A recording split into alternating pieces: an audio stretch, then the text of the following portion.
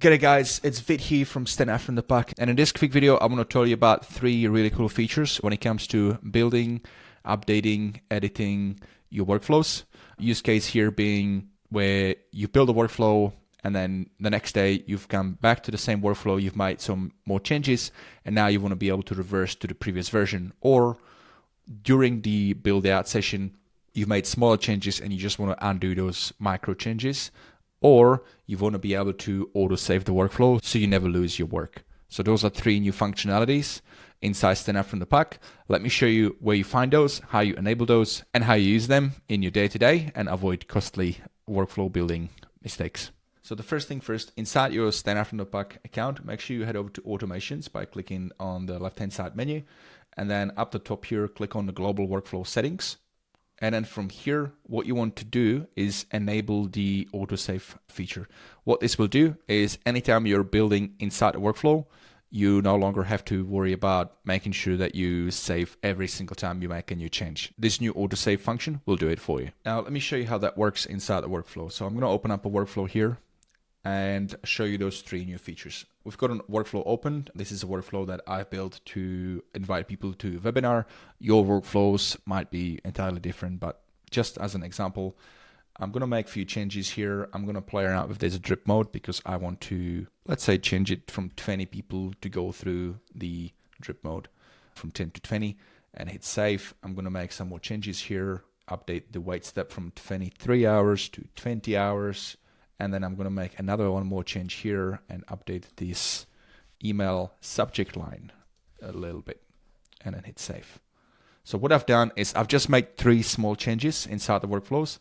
Every time I've made the change, the workflow got auto saved. So that's done. So I can't lose those changes. But now what if I actually realize, you know what? I don't like the subject line change. I want to go back. So this is where you click on the recent changes icon up the top here, and you'll be able to see those changes right here. So I've done 3 changes and I can see them here.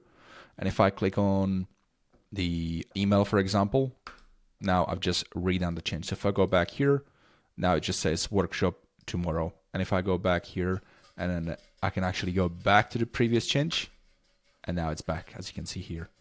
So that's how that works. So during the session, you can use the undo redo. It's very, very useful. And you'll see a long list of these as you make all the changes. Quick thing to point out is once you leave the workflow, so if I leave the workflow now and then go back in, the undo redo is now gone. So the undo redo history only works while you're in the workflow, editing the workflow. So that's how that works.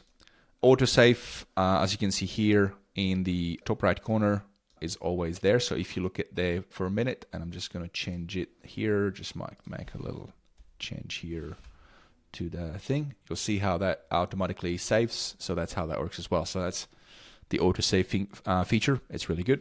Don't have to worry about me forgetting to save something important, so I never lose my work. So the third use case is if I want to go back to a previous version of a workflow entirely. And I can do that by clicking on the version history right here. I can see all the past versions of the workflow. I can even see the name of the workflow. So if the name changed, I can see them here. So this one's called Next Webinar Invitation, as you can see here, versus the older ones were called something different. So you can see the name of the workflow, you can see the timestamp, you can also see the staff member who's done it. So I can see all of these were done by me. But if there was other staff members, I could also use the filter and search through whoever has done that before. So that's if I've got more team members working on the same workflow, I want to be able to do that. The other things I can also see is the actual status of the workflows. I can see all these ones were in draft mode. Now, if I wanted to restore to any previous version, I can easily click on restore, hit confirm, and that'll be my new version of the workflow from one of the older ones. So that's really useful.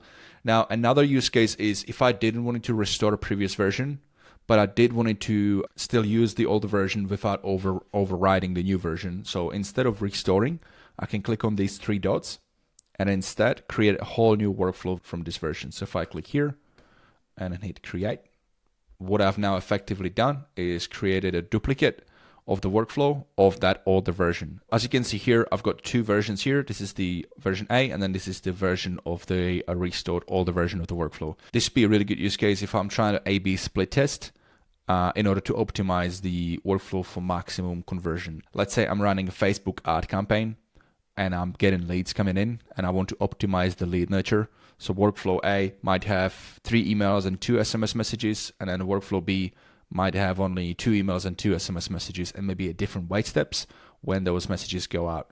So this would allow me to simply create that version, and then I could run a split test like here, where anybody that comes through Facebook leads will automatically be coming in, and I can create a split function here and split the traffic by 50-50. That means half of the leads will come through the path A, and then half of the leads will come through path B. And so it's kind of like a 1-to-1 ratio. So one lead will go A, and then the next lead will go B. And that's kind of how that works.